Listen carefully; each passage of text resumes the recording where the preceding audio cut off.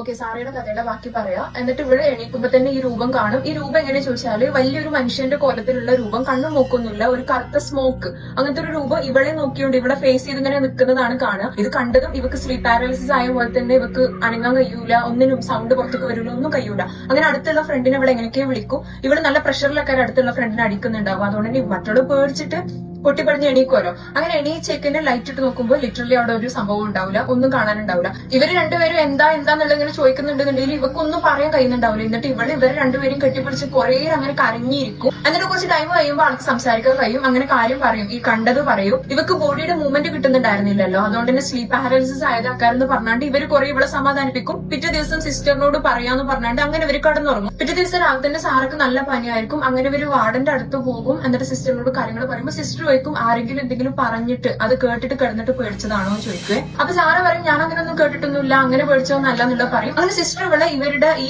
ഹോസ്റ്റലൊക്കെ നിൽക്കുന്ന ഏരിയന്റെ അവിടെ തന്നെ വലിയൊരു പള്ളി ഉണ്ടാവും. ആ പള്ളിക്ക് കൊണ്ടുപോകും. എന്നിട്ട് അവിടുത്തെ അച്ഛനെ കണ്ടിട്ട് ഇവര് കാര്യങ്ങൾ പറയും. അച്ഛൻ ഇവളോട് പ്രാർത്ഥിക്കാൻ പറഞ്ഞിട്ട് വെഞ്ചരിച്ചിട്ട് ഒരു കൊന്ത കൊടുക്കും. എന്നിട്ട് ഇവിടെ കയ്യിൽ തന്നെ ഇത് വെക്കണം എന്ന് പറയും. അങ്ങനെ ഇവിടെ പ്രാർത്ഥിച്ചതിന് ശേഷം ഹോസ്റ്റലിക്ക് തിരിച്ചു വരുമ്പോ, ലൈക്ക് ലേഡീസ് ഹോസ്റ്റലാണല്ലോ, ആകെ കഥ പറഞ്ഞിട്ടുണ്ടാവുമല്ലോ. അങ്ങനെ എല്ലാവരും ഇവളോട് വന്നാണ് ചോദിക്കും എന്താ സംഭവം എന്നുള്ളത്. ഇവള് പറഞ്ഞു കൊടുക്കുമ്പോൾ അവർക്ക് ചോദിക്കും, ഈ ആരെങ്കിലും എന്തെങ്കിലും പറഞ്ഞിട്ട് അത് ആലോചിച്ച് കടന്നിട്ട് എങ്ങാനും പേടിച്ചതാണോ എന്നുള്ളത്. ഇങ്ങനെ എല്ലാവരും ഇതന്നെ ചോദിക്കുമ്പോൾ ഇവർക്ക് മനസ്സിലാവും ഇവളറിയാത്ത എന്തോ സംഗതി ഹോസ്റ്റലിൽ നടന്നിട്ടുണ്ട് എന്നുള്ളത്. അങ്ങനെ ഇവരുടെ ഫ്രണ്ട്സ് ഉണ്ടല്ലോ, ഇവളുടെ തന്നെ ഫ്രണ്ട്സ് ആളെല്ലാരും ഇവള് വിളിച്ചിട്ടാണ് ചോദിക്കും എന്താണ് ഇങ്ങനെ ഒരു ഇൻസിഡന്റ് എന്തെങ്കിലും നടന്നിട്ടുണ്ടോ എന്നുള്ളത്.